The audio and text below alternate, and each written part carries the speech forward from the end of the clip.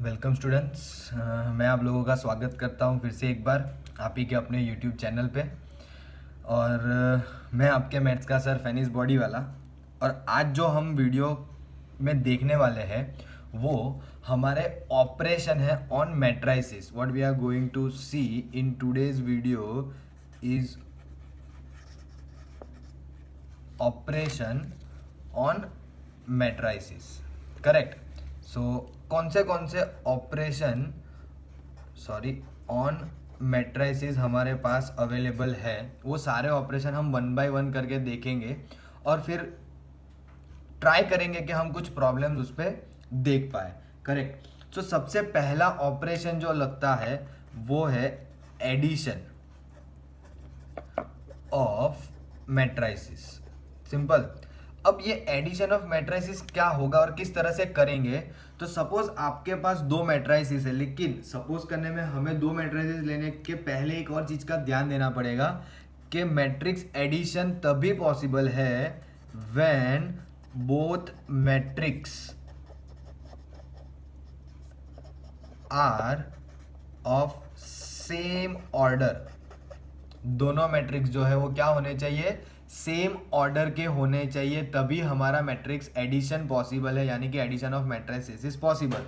Suppose मान लो कि आपका एक मैट्रिक्स ए है which is something like this 2 -1 3 0 4 1 और हमारा मैट्रिक्स बी जो है वो कुछ इस तरह से है कि 5 6 3 2 -1 0। करेक्ट। तो ये मैट्रिक्स का ऑर्डर कितना है, तो इसमें मैं देख सकता हूं कि 3 रो है और 2 ही कॉलम है। Same way here also 3 row and 2 column. So हमारे पास 3 रो है और 2 कॉलम है। तो ये दोनों मैट्रिक्स का ऑर्डर जो है वो कैसा है, सेम है। अगर दोनों मैट्रिक्स के ऑर्डर सेम हो तो ही हम मैट्रिक्स एडिशन कर सकते हैं। मतलब अब मैं मैट्रिक्स का एडिशन कर सकता हूं। अब करेंगे कैसे वो भी हम देख लेते हैं। सो एडिशन तो नॉर्मल एडिशन के हिसाब से ही होता है, लेकिन हमें किस तरह से करना है that what we are looking eight.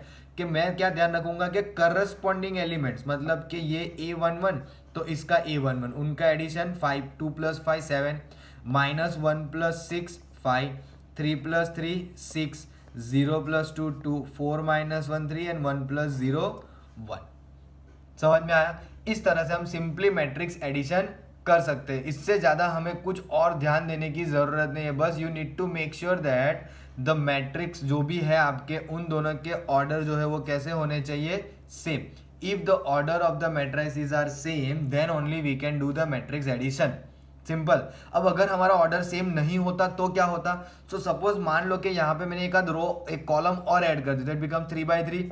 तो क्या होता कि ये करस्पॉन्डिंग ऐड हो गए, ये करस्पॉन्डिंग ऐड हो गए, लेकिन यहाँ पे जो एक्स्ट्रा एलिमेंट होता वो किसके साथ ऐड होता। So we don't have any element on the A matrix के जो आपके बी वाले ये एलिमेंट से ऐड हो पाए, and that is why the order of the matrix is very very important.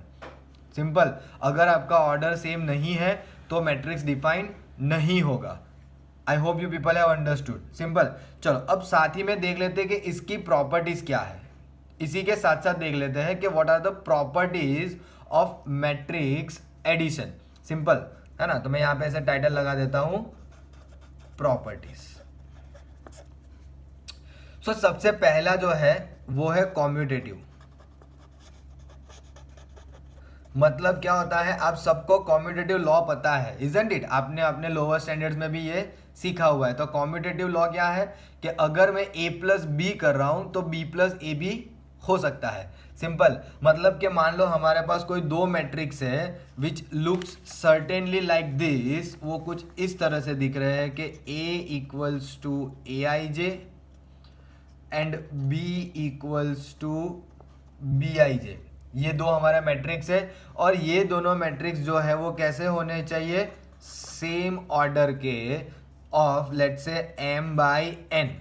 दोनों का ऑर्डर जो है वो हमने क्या बता दिया, m/n। सिंपल। तो अगर मैं a + b करूं तो वो = b + a आएगा। मतलब क्या commutative law is valid in matrix addition. Simple. चलो अब सबको आता है मैट्रिक्स मतलब कॉम्यूटेटिव लॉ क्या है। वैसे ही एसोसिएटिव लॉ भी हमारा जो है वो यहाँ पे वैलिड होगा। Associative law is also valid in matrix addition. उसके लिए हमें कितने चाहिए, 3 चाहिए matrices, A equals to AIJ, B equals to BIJ and C equals to CIJ। अगर हमारे पास 3 मैट्रिसेस कुछ इस तरह से है ऑफ द सेम ऑर्डर, अब तीनों तीन के ऑर्डर भी कैसे होने चाहिए, सेम। अगर सेम ऑर्डर के हैं तो हम ऐसा बोल सकते हैं कि A plus B plus C equals to A plus B plus C, इस तरह से मुझे मिलेगा। करेक्ट। सो हमारे लिए एसोसिएटिव लॉ भी जो है वो क्या है, वैलिड है। We have easily prove that कि हमारा जो एसोसिएटिव लॉ है वो सही है। सिंपल। चलो अब दूसरे जो दो है ना वो बहुत ज्यादा इंपॉर्टेंट है, तो I write that with the different marker so that you people can understand कि हाँ वो हमारे लिए थोड़ा सा ज्यादा इंपॉर्टेंट है। सिंपल। चलो let's have a look at the third one. अब थर्ड वन में क्या है हमारे पास, तो that is existence of additive identity. Existence of additive identity. What does that means, मतलब कि मुझे एक मैट्रिक्स ए है मेरे पास, मान लो कि let A is some matrix AIJ जिसका ऑर्डर m/n है। करेक्ट। और मुझे इस मैट्रिक्स में कोई इस तरह से मैट्रिक्स ऐड करना है। Listen to me very carefully. इस मैट्रिक्स के अंदर कुछ इस तरह से मैट्रिक्स को ऐड करना है that my answer will remain the same matrix. My answer will remain the same matrix A। Correct. तो उसको हम इस तरह से भी लिख सकते हैं, मतलब कि A plus something will give me A is equals to something plus A, है ना। तो यहां से जाओ या यहां से जाओ, both will give you the answer A। Simple. तो कौन सा मैट्रिक्स ऐसा है जिसको ऐड करने से हमें एग्जिस्टेंस ऑफ दिस मैट्रिक्स मिलेगा, तो definitely it is going to be a null matrix. अगर मैंने मैट्रिक्स A में नल मैट्रिक्स ऐड किया तो ही मुझे A मिलेगा, है ना। नल मैट्रिक्स बोलो या जीरो मैट्रिक्स बोलो, मैं आपके लिए बोल देता हूं कि this is a zero matrix. Simple, this is a zero matrix. I hope आपको सबको समझ में आ गया होगा, है कि नहीं। चलो फिर से एक बार रिपीट कर देता हूँ। एग्जिस्टेंस ऑफ एडिटिव आइडेंटिटी का मतलब ये होता है कि अगर मेरे पास कोई एक मैट्रिक्स A है ऑफ सम ऑर्डर, तो मुझे उसमें एक ऐसा मैट्रिक्स ऐड करना है of the same order such that gives me the same matrix, है ना। मतलब कि A मुझे दे दे, तो मैं कौन सा मैट्रिक्स ऐड कर रहा हूं, जीरो मैट्रिक्स। ये दोनों के लिए हमारा जीरो मैट्रिक्स हम ऐड कर रहे हैं जिससे मुझे ये आंसर मिल जाएगा।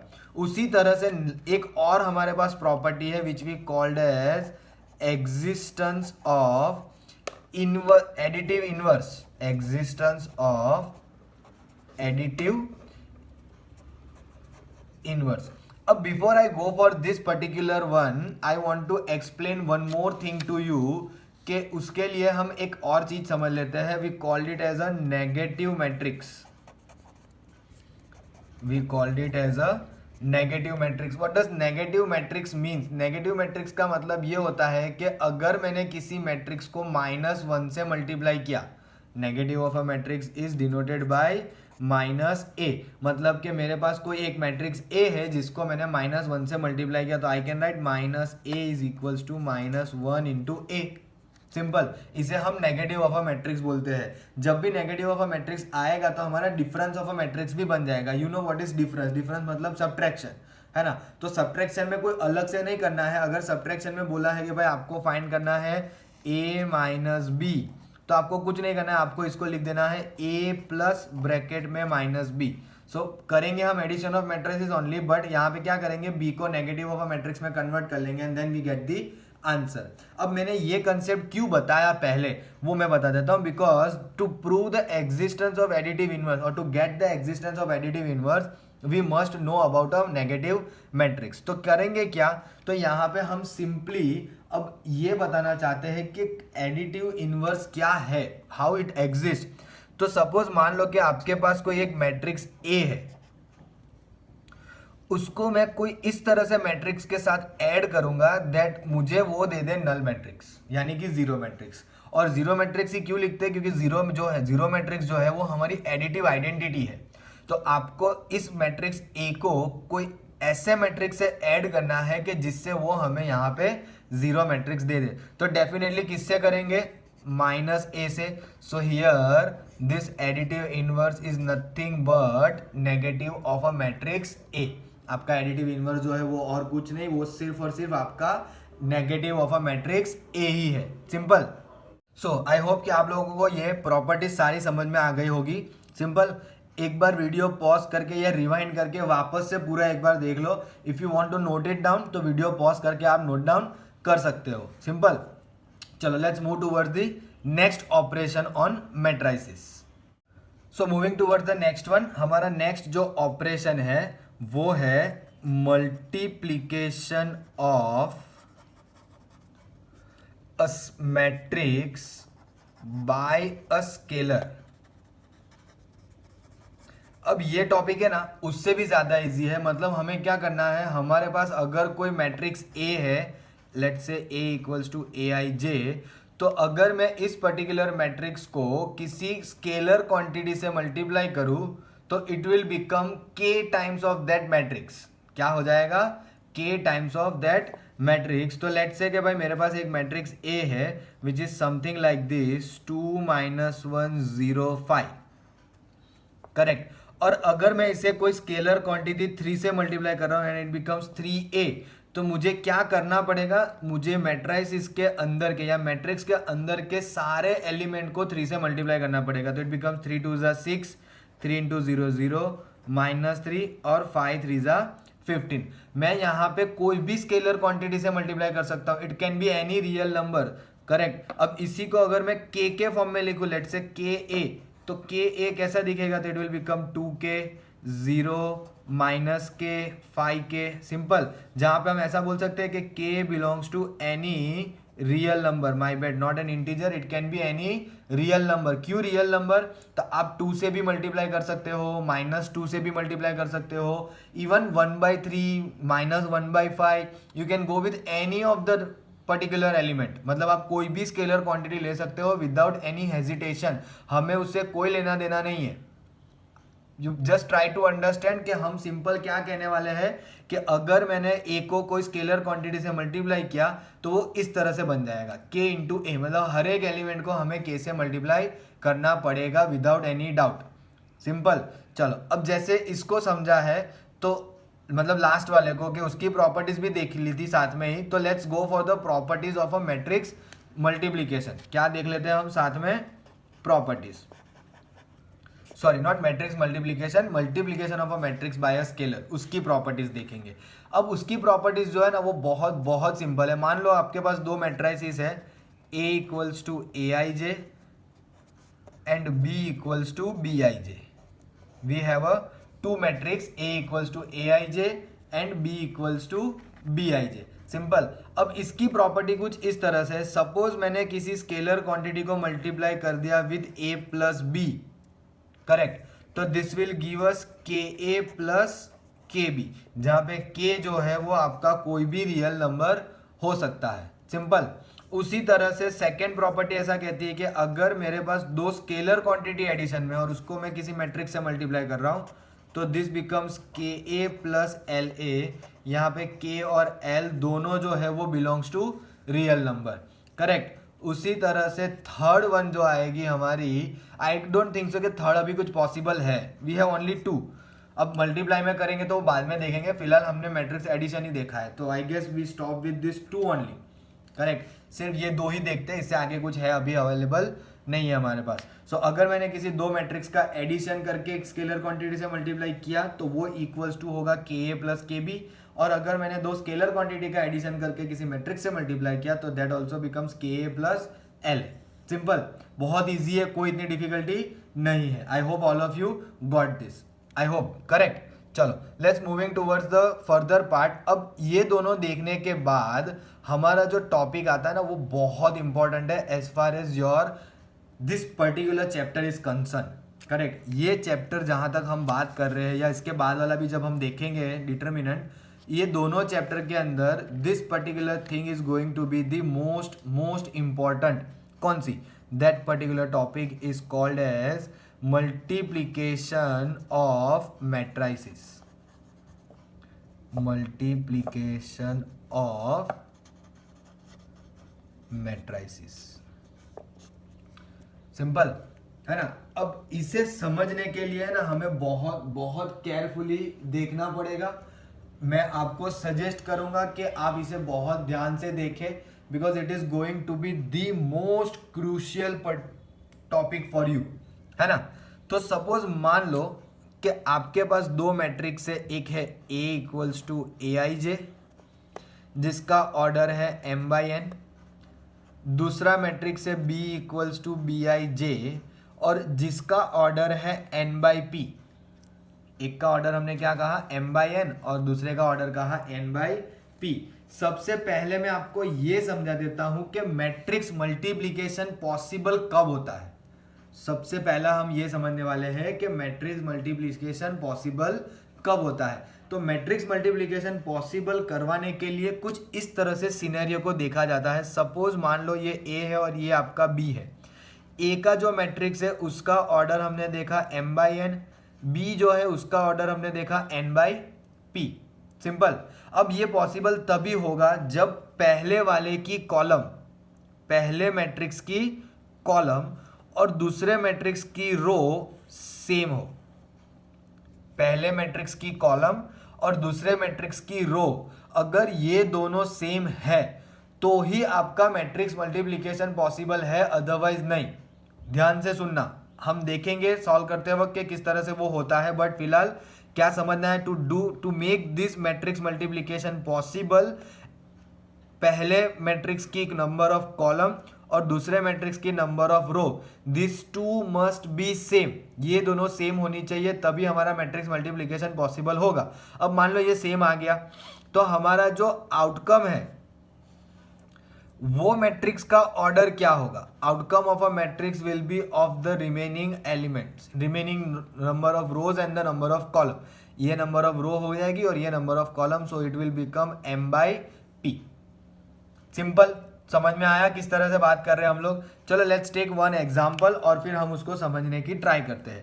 करेक्ट। मेरे पास एक मैट्रिक्स A है which is something like this 2 5 8 3 6 9। अब ये मैट्रिक्स का ऑर्डर क्या है? What is the order of this matrix A? तो 2 रो है और 3 कॉलम है। मैं यहाँ पे वापस से A और B लिख देता हूँ। इस पर्टिकुलर मैट्रिक्स का 2 रो और 3 कॉलम। अब मुझे जस्टिफाई कराने के लिए 3 रो तो बनानी ही पड़ेगी, तो मेरा B वाला जो मैट्रिक्स है उसमें मुझे बनानी पड़ेगी 3 रो। कॉलम कितनी भी हो it doesn't matter. So let's say this is something like this 1 4 7 5 6 8, है ना। अब कहीं नेगेटिव नहीं दिया तो let's go with the negative also, है ना। सब सारे नंबर पॉजिटिव रहेंगे तो मजा नहीं आएगा।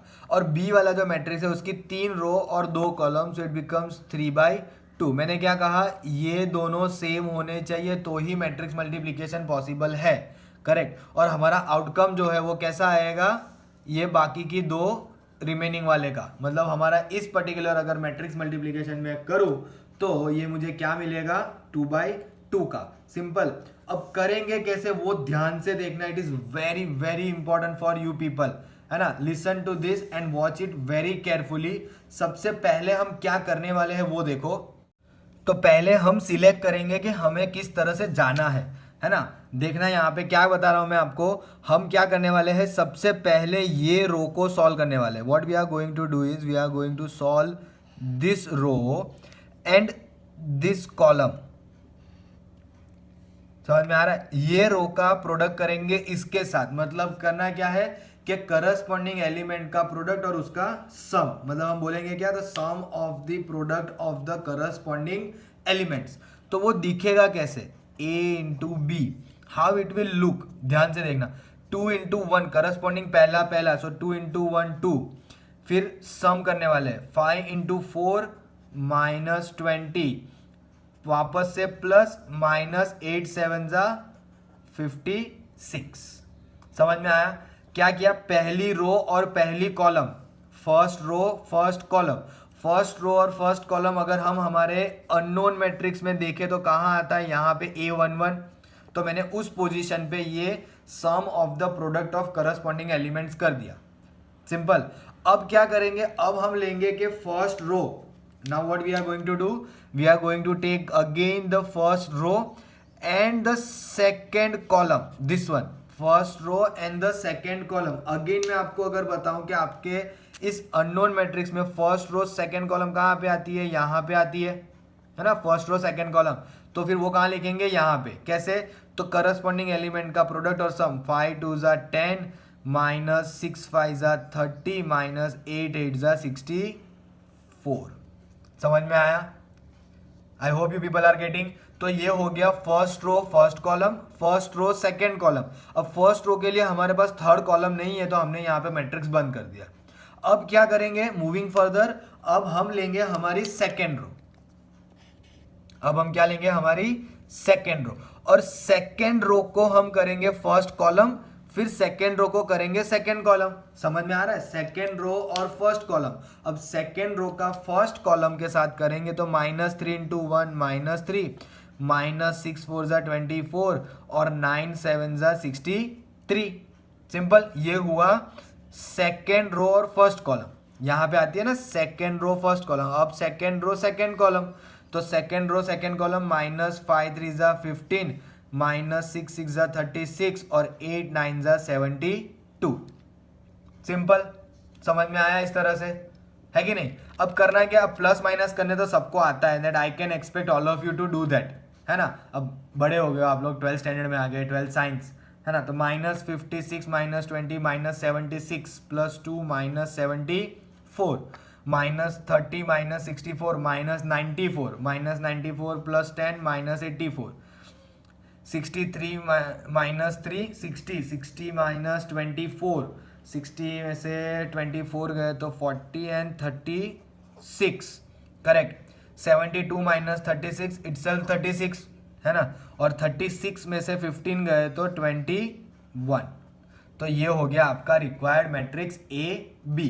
अब आप चाहो तो ये सोचो कि अगर मैंने ए बी किया, वैसे बी ए कर सकते हैं कि नहीं कर सकते? Can we do the matrix multiplication of B into A, है ना? अब पहले अननोन में देखो, तो अननोन में बी कैसा है? n/p और यहां पे m/n। क्या मैं ये कह सकता हूं कि ये दोनों सेम है?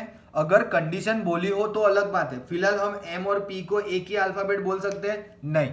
अगर ऐसा हो रहा है तो हमारा मैट्रिक्स मल्टीप्लिकेशन पॉसिबल नहीं है। बट मैंने आपको जो एग्जाम्पल दिया है ना, वो बहुत इंपॉर्टेंट है। क्यों? क्योंकि अगर उस एग्जाम्पल के हिसाब से आप अगर b और a ट्राई करो तो आपके b का ऑर्डर है 3/2 और a का ऑर्डर है 2/3, तो ये दोनों आपका मैच हो जाएगा और आपका आउटकम जो है वो आएगा ऑफ द ऑर्डर 3/3। करेक्ट है ना? तो मैं आपसे ये एक्सपेक्ट कर रहा हूं कि मैंने ए बी आपके लिए सॉल्व किया, वैसे आप बी ए सॉल्व करो कंसिडरिंग द सेम थिंग। क्या कंसिडर करके किया हमने? First row first column, then first row second column, है ना? फिर थर्ड कॉलम है नहीं तो हमारा खत्म हो गया। फिर second row first column, second row second column. अगर हमारे पास थर्ड कॉलम होती तो हम एक एक एलिमेंट यहाँ पे बढ़ा देते, है ना? वैसे अगर थर्ड रो होती तो यहाँ पे भी हमारे नीचे एलिमेंट बढ़ जाते। This is how we do the matrix multiplication. और मैट्रिक्स मल्टीप्लीकेशन की एक इंपॉर्टेंट नोट है, मैट्रिक्स मल्टीप्लीकेशन की एक इंपॉर्टेंट नोट है जो मैं आपको बता देता हूं कि commutative law is not valid. Commutative law is not valid. आपके लिए मैट्रिक्स मल्टीप्लिकेशन में कॉम्यूटेटिव लॉ वैलिड नहीं है। क्यों? क्योंकि मैंने अभी बताया कि अगर ए और बी का मैट्रिक्स मल्टीप्लिकेशन हो रहा है तो जरूरी नहीं है कि बी और ए का हो जाए। They may be not possible, there may be chances कि वो नहीं हो सकता। और हमने हमेशा सीखा है कि हम प्रॉपर्टी या थियरम या ऐसा कुछ भी अगर बोलते हैं तो तभी बोल सकते हैं जब वो हमेशा के लिए राइट हो, इजंट इट? अब कभी कभी राइट हो तो वो नहीं चलेगा, it should be always correct. तो प्रॉपर्टीज हम तभी बोलेंगे जब वो हमेशा सही हो। सिंपल है ना। तो अगर ए बी हो रहा है तो बी ए हो ऐसा जरूरी नहीं है। I hope you people are getting me कि हम क्या बात कर रहे हैं यहाँ पे। सिंपल। सो जैसे हमने कॉम्यूटेटिव की बात की तो हमारे लिए ये एक बहुत इंपॉर्टेंट है कि कॉम्यूटेटिव लॉ वैलिड नहीं होगा। सिंपल। वैसे let's have a look at the properties कि इसमें कौन सी प्रॉपर्टीज आती है। हम मैट्रिक्स मल्टीप्लीकेशन की प्रॉपर्टी की बात कर रहे हैं। Simple. Properties on off matrix multiplication. Simple. अब सबसे पहली प्रॉपर्टी तो एसोसिएटिव वैलिड है। ध्यान से सुनना।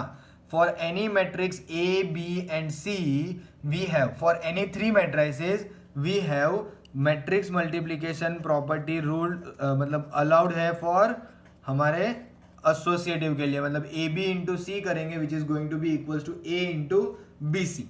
करेक्ट है ना। दिस इज डिफाइंड, मतलब जब ये डिफाइन होगा तब होगा। Correct. So this is the property में क्या कहा, ये प्रॉपर्टी के अंदर क्या दिया हुआ है कि for any three matrices A B and C we have A B product of A B into C is equals to A into product of B C where both the sides of equality are defined.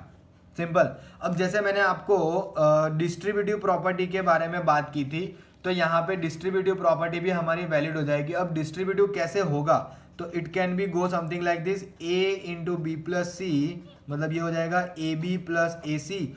और we can say और करके ऐसा बता सकते हैं कि भाई ए plus B into सी होगा तो इसमें ए सी प्लस बी सी ये भी हमारे लिए वैलिड होगा। और करके ये बोलो या सेकंड नंबर दे दो आपको, जैसे क्योंकि it's kind of a same thing. हमने पहले इन दोनों को ऐड किया और ए से मल्टीप्लाई किया है, अब ए प्लस बी करके सी से मल्टीप्लाई किया। I don't think so that इसमें कोई इतना ज़्यादा चेंज आ जाता है।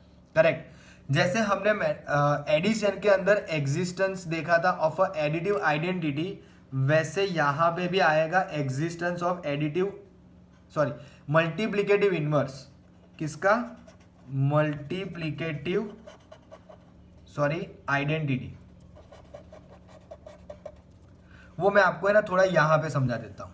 I explain multiplicative identity over here. वहां पे थोड़ी जगह नहीं बची है अब, इसीलिए। So what is the multiplicative identity? हमने मैट्रिक्स एडिटिव आइडेंटिटी में क्या देखा था? एडिशन में हमने ऐसा देखा था कि अगर मैं किसी मैट्रिक्स ए को कोई ऐसे मैट्रिक्स से ऐड करूं कि जिससे मुझे आंसर ए मिल जाए, ये कुछ हमने मैट्रिक्स एडिटिव आइडेंटिटी में देखा था। तो मल्टीप्लिकेटिव आइडेंटिटी में भी सेम कंसेप्ट लगाना है, मतलब ए वाले मैट्रिक्स को कोई ऐसे मैट्रिक्स से मल्टीप्लाई करना है कि जिससे मुझे आंसर ए ही मिले, है ना। तो कौन किससे करेंगे? सिंपल सा आइडेंटिटी मैट्रिक्स से, है ना। हम ए को आइडेंटिटी मैट्रिक्स से अगर मल्टीप्लाई करेंगे तो वो हो जाएगा हमारे लिए आई मल्टीप्लिकेटिव आइडेंटिटी, मतलब वो हमें दे देगा A only. So multiplicative identity को हम किससे डिनोट करने वाले हैं? आई से। मतलब हमारे लिए मल्टीप्लिकेटिव आइडेंटिटी जो है वो क्या रहेगा? Matrix I, that is identity matrix. Simple सा कंसेप्ट है। अगर मैंने मैट्रिक्स ए को आइडेंटिटी से मल्टीप्लाई किया तो I am going to get the same matrix A, है ना। उसी तरह से इक्वल टू करके क्या लिख सकते हैं? आई इंटू ए भी लिख सकते हैं। So A into I equals to I into A is equals to A. अब आप लोग बोल रहे होंगे कि सर ये आपने बोला कि उल्टा शायद पॉसिबल ना हो तो यहाँ पे कैसे हो गया? तो डोंट वरी अबाउट इट। आपका जो मैट्रिक्स ए है उसी ऑर्डर का हम आइडेंटिटी मैट्रिक्स लेते हैं, ऑफ द सेम ऑर्डर। अगर मेरे पास मैट्रिक्स ए जो है वो अगर 2x2 का है और मैंने आइडेंटिटी मैट्रिक्स 3x3 का ले लिया या 2x3 का या 3x2 का, तो मल्टीप्लिकेटिव आइडेंटिटी नहीं लगता। मतलब to give the existence of a multiplicative identity, हमारा आई वाला जो मैट्रिक्स है identity matrix is of the order of matrix A itself. Correct. अब आया वापस एक क्वेश्चन ये कि अगर मैट्रिक्स ए हमारा 2x2 का नहीं बल्कि 2x3 का है, अगर हमारा मैट्रिक्स ए 2x3 का है तो 2x3 का आइडेंटिटी मैट्रिक्स कहां से आएगा? क्योंकि हमने ये कंसेप्ट सीखा है कि identity matrix is a square matrix. जब मैंने टाइप्स ऑफ मैट्रिसेस कराए थे तब कहा था कि identity matrix is always a square matrix. तो फिर होगा क्या? तो यहां पे हमारे लिए और एक लिमिटेशन आ जाती है कि ये पर्टिकुलर मल्टीप्लिकेटिव आइडेंटिटी हम सिर्फ और सिर्फ स्क्वायर मैट्रिक्स पे ही लगा सकते हैं। It can be applied only to a square matrix.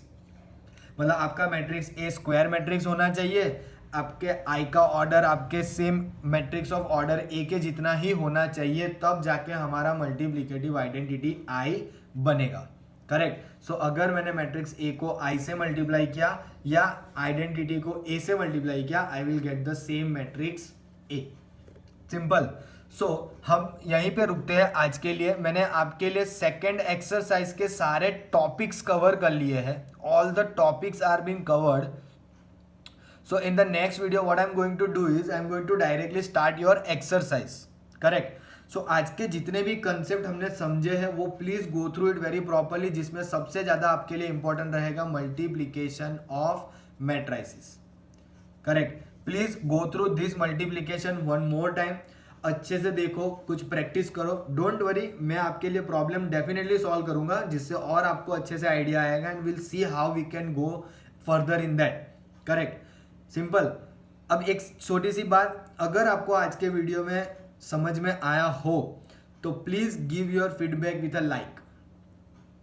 Correct. तो मुझे पता चलेगा कि हाँ आप लोगों को समझ में आ रहा है। सो अगर you people are getting it what I am trying to explain, please give your feedback as a like. And if you are a new user to our channel, then please do subscribe our channel if you like our videos. Correct. So हो सके उतना अपने friends के साथ भी share कीजिए, उन्हें भी ये वीडियोस उनको भी पहुंचाइए, वो भी देखें, वो भी समझ पाए। Those concepts are very very important. Correct. So please do like, share and subscribe my channel. Thank you so much.